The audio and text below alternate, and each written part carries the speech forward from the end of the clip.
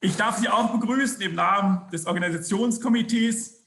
Diesen Tag vorbereitet haben aus der Württembergischen Landeskirche Cornelia Wolf und Ralf Heuster, aus der Erzdiözese Rottenburg-Stuttgart Wolf-Georg Reichert, aus der Erzdiözese Freiburg Fabian Freiseis und ich für die Evangelische Kirche in Baden. Ich bin sehr glücklich, unseren ersten Referenten für den heutigen Tag oder die erste Referentin für den heutigen Tag vorstellen zu dürfen. Frau Athena Peralta ist Programmverantwortliche für wirtschaftliche und ökologische Gerechtigkeit beim Ökumenischen Rat der Kirchen. Zuvor arbeitet sie bei der Nationalen Behörde für wirtschaftliche Entwicklung der Philippinen als Senior Specialist für Senior Economic Development Specialist, also Senior-Spezialist für wirtschaftliche Entwicklung. Ihre Forschung und ihr Engagement konzentrieren sich auf die Überschneidungen zwischen ökonomischer, ökologischer und geschlechtsspezifischer Gerechtigkeit.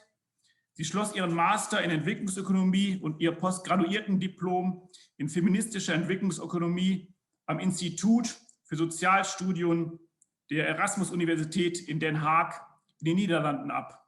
Frau Peralta, ich freue mich auf Ihren Input. Vielen Dank.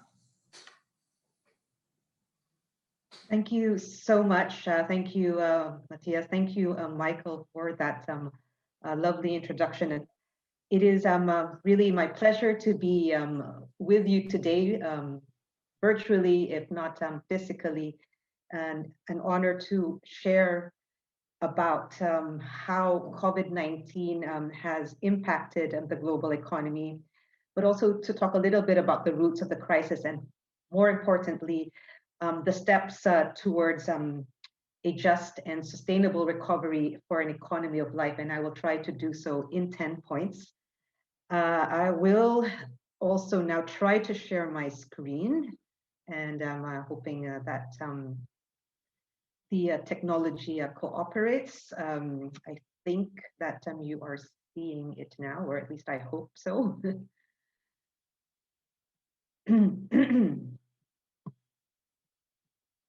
Okay.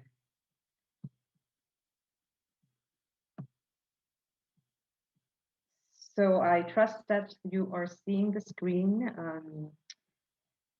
And let me just move the bar a bit because it's blocking my view.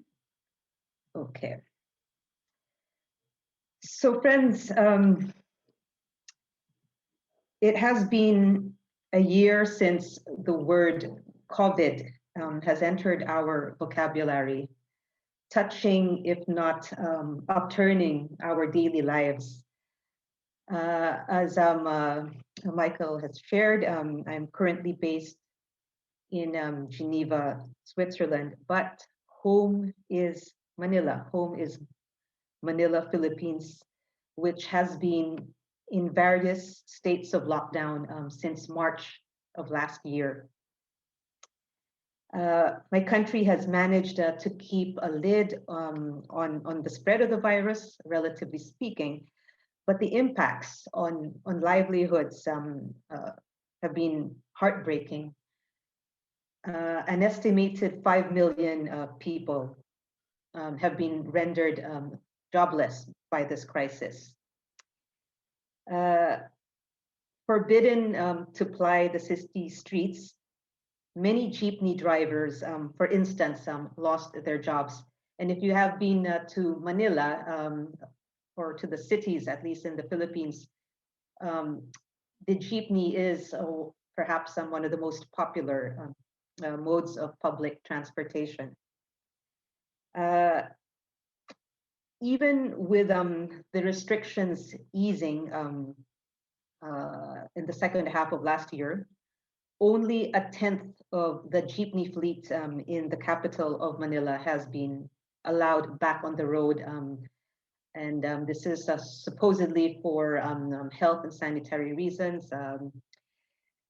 And this is why we have here a quote from a jeepney driver, Dennis Cladera, and he says, you know, driving a jeep was my bread and butter. we're poor and I can't shift to becoming a construction worker because I don't have the skills, he says. And so I am penniless and I have a 4-year-old child to feed. So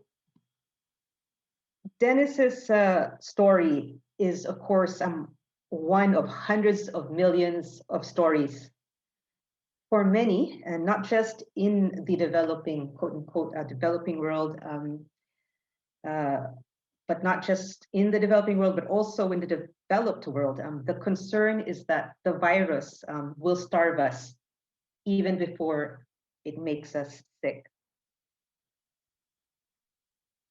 So I think it's important to ground ourselves in these stories as I more officially start this presentation. I think it is very clear that the COVID-19 pandemic has exposed, if it was not obvious before, an economy of divides, an economy of contrasts. Global statistics, of course, will bear this out. For instance, the ILO has said that around 500 million jobs, or 500 million jobs, were lost in 2020. And this figure keeps on changing, so I'm not even sure if this is the latest update. The World Food Program has said that 270 million people, additional people, have experienced hunger last year. And the World Bank has said that an additional 124 million people have been plunged into extreme poverty last year. And contrast this with the findings of a UBS report that reveals that billionaires actually saw their wealth increase by nearly 30% to 10.2 trillion US dollars during the economic shutdown. And this was due to rising global share prices.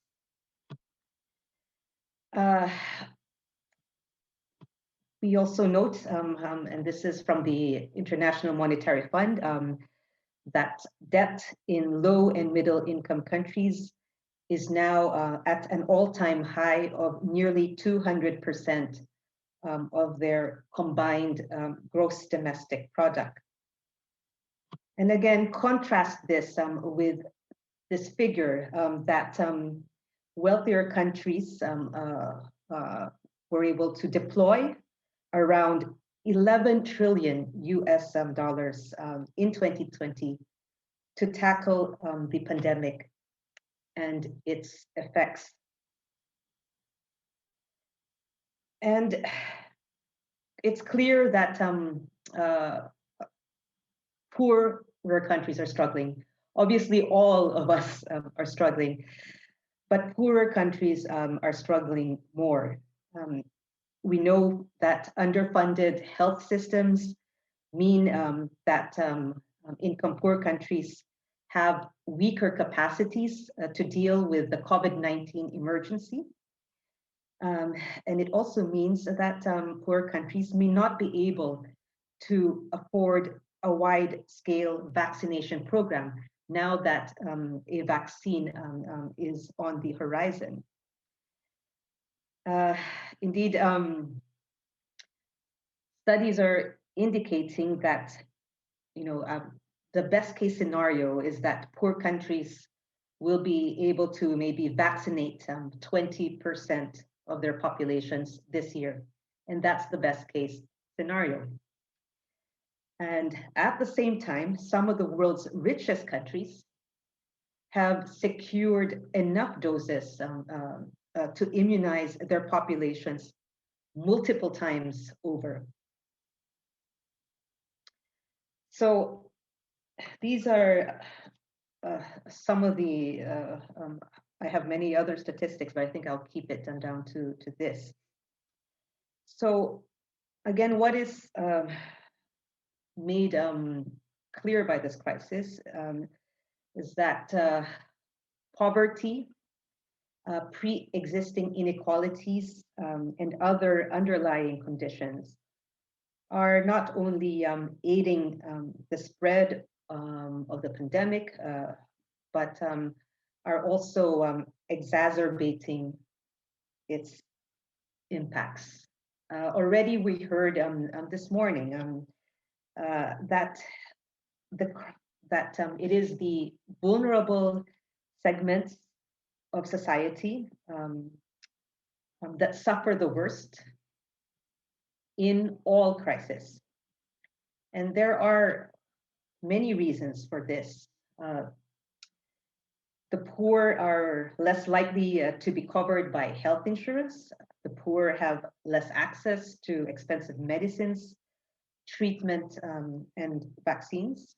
It's interesting to note that in a country like the United States, one of the wealthiest, if not the wealthiest country in the world, nearly 30 million people are not covered by any form of insurance. The poor also are likely to be in ill health to begin with, to have pre-existing chronic illnesses.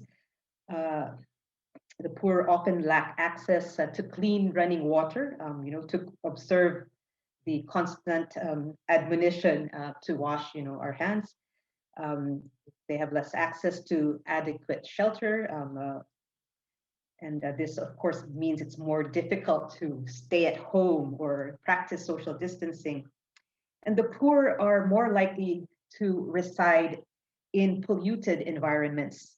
And again, we have studies showing that air pollution really aggravates COVID-19 illness. So for all of these reasons, the poor are more at risk of contracting, getting severely ill, and dying from COVID-19.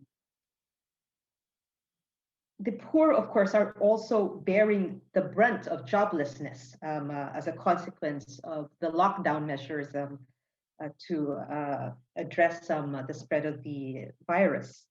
We know that some jobs are able to give some form of immunity, so to speak, but the poor are largely represented in precarious, informal, daily wage or low wage work.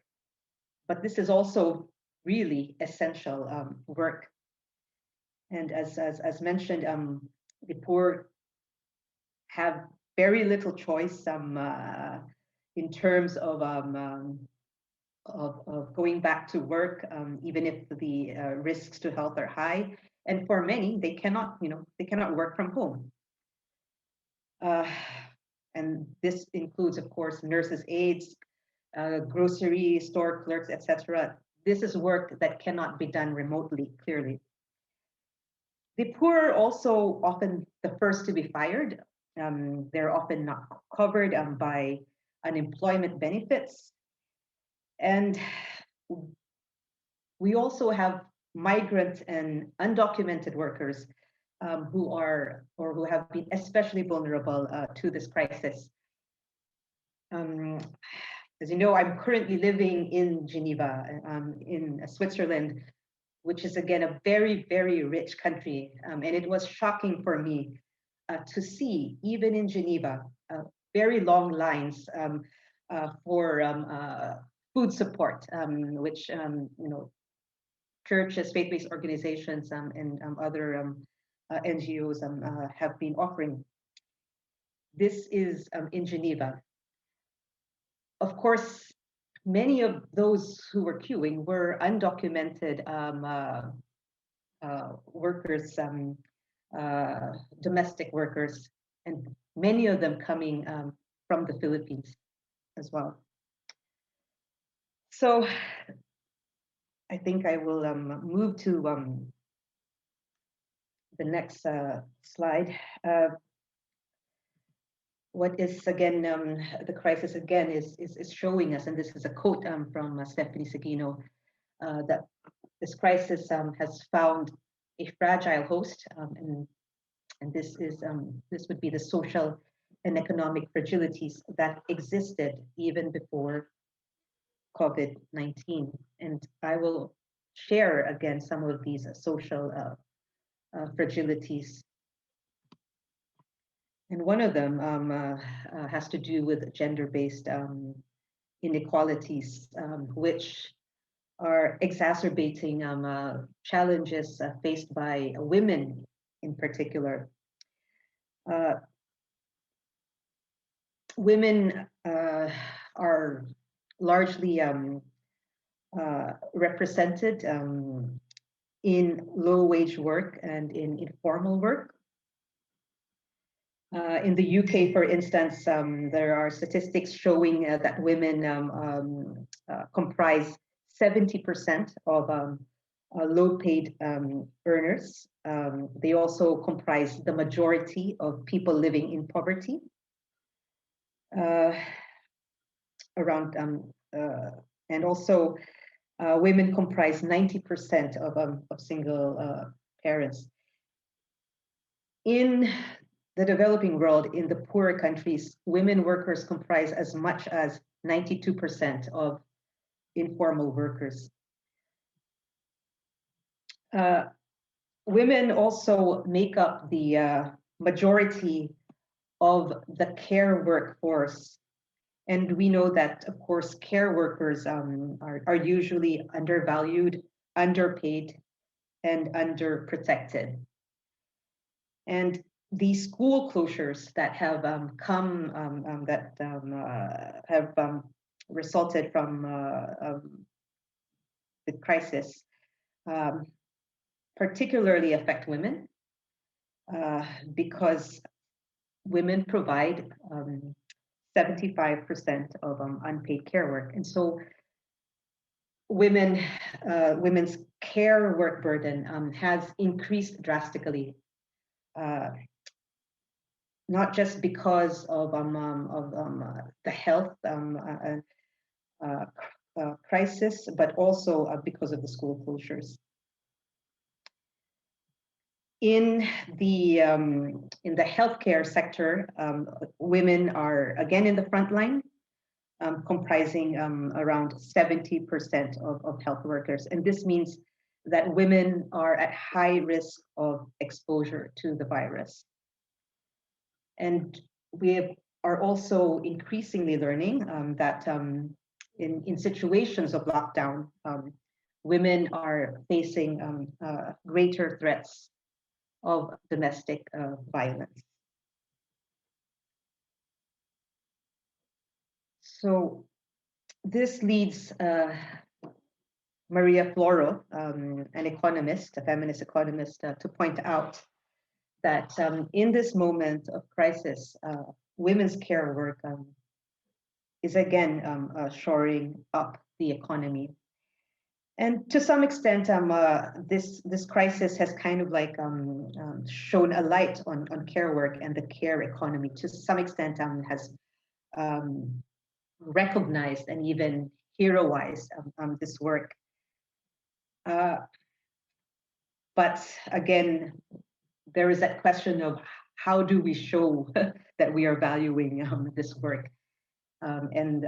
Just saying that it's important and clapping our hands for nurses, for instance, is not enough. And showing value means also raising wages for this type of work, for instance.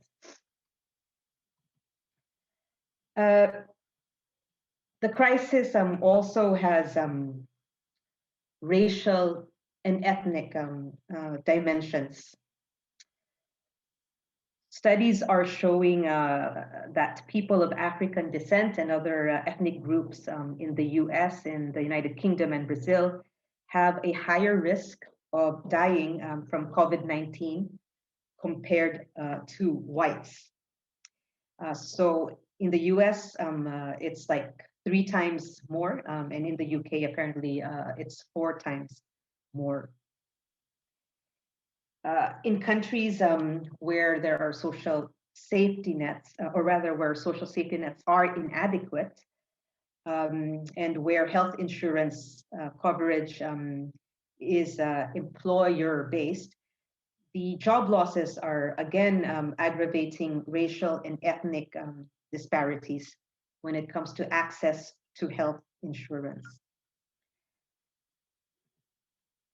Camera Phyllis, who is a doctor in the United States, summarizes the links between COVID-19 and race as follows, and I quote, "Race doesn't put you at higher risk. Racism puts you at higher risk. It does so through two mechanisms. People of color are more infected because we are more exposed and less protected. Then, once infected, we are more likely to die because we carry a greater burden of chronic diseases from living in disinvested communities with poor food options and poisoned air, and because we have less access to healthcare."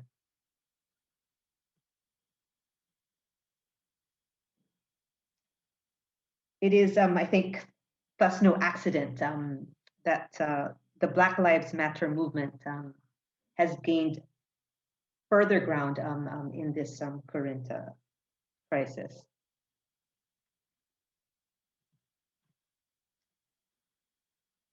Now, the crisis also has ecological dimensions. And while the crisis crashed oil demand and prices, at least in the first half of last year, and is expected to result in the biggest ever annual reduction in carbon emissions, around 6.4%. The real question is whether this effect is temporary, or whether this will lead to longer lasting structural change. And some effects of the crisis, such as the low oil prices, may actually lead to higher emissions as economies restart. And this is, in fact, already happening when economies were restarted in the second half of last year. Emissions started to increase again. On the other hand, other effects, such as perhaps more localized or more regionalized trade as a result of the collapse of supply chains, this may actually lead to lower emissions in the future. So the recovery policies being put in place will very much determine whether the drop in emissions will be temporary or longer lasting. So I have shared more about the effects of the crisis, but it is important to pose the question, how did we get to this current situation in the first place? Over the last 3 or 4 decades, we know that neoliberal economic policies of austerity, privatization, and commodification have assaulted the public sector, and not least public health systems. And this, of course, has the consequence of severely eroding many countries' ability to handle the pandemic on the scale of the current crisis. In my part of the world, in the Philippines, these policies were implemented as part of structural adjustment policies imposed as debt conditionalities by international financial institutions. But in European countries, for instance, austerity measures were put in place, especially after the global financial and economic crisis of 2008, which saw governments bailing out huge banks to the tune of around 17 trillion US dollars. And this, of course, then had to be paid. And how? They were paid for by significant cuts in public spending, including in health spending. And so we see now the impacts. There was a loss of jobs in the health sector. We saw a decreased number of hospital beds. We saw the shutting down of local clinics, the lack of medical equipment and poor hospital infrastructure. We saw underfunded medical research programs, including closure of programs related to pandemic control. And we also saw increased costs of medical treatment and medicines. And this leads Nancy Cardoso, a theologian, to conclude that austerity is the patient zero of the crisis. Of course, it's also important to recall that even before the COVID-19 crisis hit, the global economy was already sick. So this was not something that happened just overnight.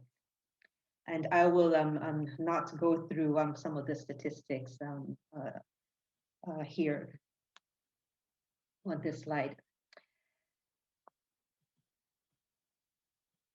It's also very, very important to point out that the crisis has ecological roots. Human incursion and destruction of habitats as a result of extractive economic activities, such as mining, coupled with global trade in wild animals, have caused diseases to proliferate among animals and also to move from animals to humans. So the Intergovernmental Panel on Biodiversity estimates that animal to human diseases already caused an estimated 700,000 deaths each year. Already it's costing 700,000 deaths each year. This was even before COVID. And scientists believe that there are as many as 1.7 million unidentified viruses of the type known to infect people that are present in mammals and other animals that could cause the next epidemic. And so there is this very stark quote from the IPBES, and I will read it. There is a single species that is responsible for the COVID-19 pandemic: us. Rampant deforestation, uncontrolled expansion of agriculture, intensive farming, mining and infrastructure development, as well as the exploitation of wild species, have created a perfect storm for the spillover of diseases. So friends,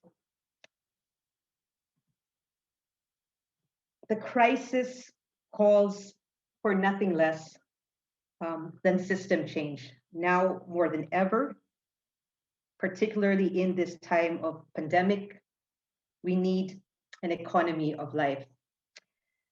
Last May, the World Council of Churches, the World Communion of Reformed Churches, the Lutheran World Federation, and the Council of World Mission produced a joint message titled "Calling for an Economy of Life in a Time of Pandemic." It's available online as well. And this message makes the following key calls, and I will read them out. As a matter of urgency in the immediate term, we renew our call for international banks and financial institutions to cancel the external debts of low and middle income countries, which were at damaging levels even before the pandemic. In the restorative and liberative spirit of Jubilee, countries, especially in the global South, need empowerment in confronting the challenges posed by the COVID-19 crisis. particularly in assuring funding for building the resilience and livelihoods of people and communities. We call upon governments to allocate the necessary resources towards public health and social protection for the hundreds of millions of people whose livelihoods have been decimated because of the lockdowns. And this includes widespread testing, provision of protective and other equipment for healthcare, essential workers, and hospitals, healthcare coverage for all and the vulnerable expressly, the search for an effective but also accessible and affordable vaccine, basic income grants, unemployment assistance, and wage subsidies, as well as support for small businesses. We reiterate our call for the implementation of the Zacchaeus tax proposals. That is the initiation of a progressive wealth tax, financial transaction tax, and carbon tax at national and global levels, the reintroduction of capital gain and inheritance taxes, measures to curb tax evasion and avoidance, and reparations for slavery and other social and ecological debts, including through debt cancellation. Furthermore, a COVID-19 surcharge must be levied on the super wealthy, equity and hedge funds, and multinational e-commerce and digital corporations that are reaping even greater benefits from the current crisis to resource the critical response to the pandemic. On a medium and longer term, we call upon governments to reclaim and safeguard public goods and the ecological commons from neoliberal processes of privatization and commodification, guarantee living wages for all, and privilege such life-affirming areas as health, education, water and sanitation, agroecology, and renewable energy in both COVID-19 recovery and longer-term plans. Our societies must foster and invest deeply in both COVID-19, invest deeply in what the crisis has unveiled as essential: community-based systems of health, care, and resilience, as well as the protection and sustenance of ecosystems in which our economies are ultimately embedded in. We call upon the United Nations to convene a UN Economic, Social, and Ecological Security Council, building on the proposal of the Stiglitz Commission, to provide leadership in addressing interconnected economic, social, and ecological crises that require coordinated international action. No country is an island. The current juncture and the burgeoning climate disaster demand coherence, collaboration, innovation, and transformation on a global scale. The message closes with these lines, and I will quote briefly. The COVID-19 pandemic has laid bare the fact that we live together in a common economic, social, and ecological home. Our response to this crisis and the more colossal economic and ecological emergency must recognize our intrinsic interdependence and hold together economic, social, and ecological objectives. This calls for cooperation and solidarity within and across countries, embodied in networks of faith communities, civil society, and social movements, as well as fresh systems of global governance rooted in justice, care, and sustainability. Through such actions and in that spirit, ways can be found, if we are bold, to root our systems, powers, and hearts, not in the old order, but in the new creation. Friends, we are in a time of pandemic, and at the same time, we look forward to the WCC Assembly happening next year in Karlsruhe, where this gathering was supposed to have been physically held. And I think the assembly theme also holds much potential as we reflect on this crisis. And to do so, we must read the assembly theme of the World Council of Churches. Christ's love moves the world to reconciliation and unity with an economic and ecological lens. So we have lessons to draw from this crisis. And a key lesson, obviously, is that we are all interconnected, that interconnections are key. Therefore, the pandemic, the economic emergency, the climate emergency are all interlinked. We cannot address these intertwined crises without an intersectional, without an international, without an intergenerational approach that is attentive to race, that is attentive to gender and other socioeconomic inequalities. And these inequalities are so often rooted in historical legacies of colonization, of slavery. Naomi Klein, the Canadian analyst, said, and I quote, "We have to see how climate change, racism, austerity, inequality, mass incarceration are all deeply interconnected."